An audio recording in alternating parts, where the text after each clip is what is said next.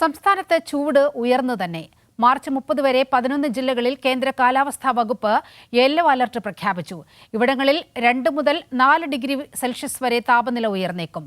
തൃശൂരിൽ അതീവ ജാഗ്രതയാണ്. തൃശൂരിൽ 40 ഡിഗ്രി വരെ താപനില ഉയർന്നേക്കാമെന്നും മുന്നറിയിപ്പിൽ പറയുന്നു.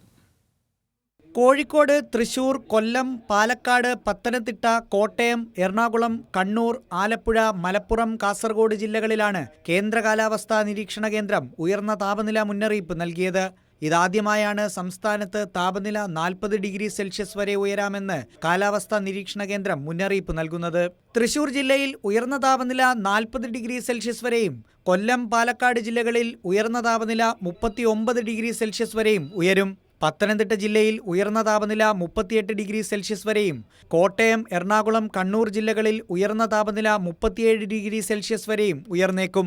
ആലപ്പുഴ, മലപ്പുറം, കാസർഗോഡ് ജില്ലകളിൽ 36 ഡിഗ്രി സെൽഷ്യസ് വരെയും താപനില ഉയരാൻ സാധ്യതയുണ്ടെന്നും മുന്നറിയിപ്പിൽ പറയുന്നു. സാധാരണയേക്കാൾ 2 മുതൽ 4 ഡിഗ്രി സെൽഷ്യസ് വരെ കൂടുതൽ താപനിലയാണിത്.